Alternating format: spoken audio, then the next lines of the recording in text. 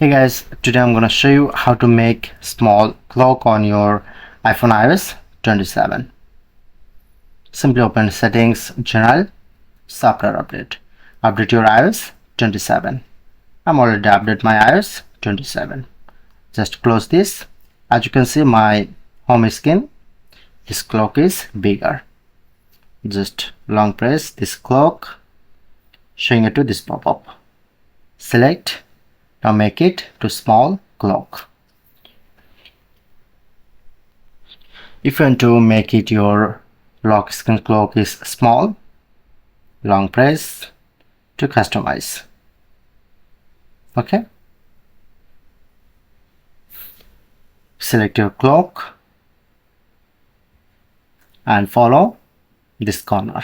Press on. Now make it to small clock. Okay, make it to bigger and make it small. Now done.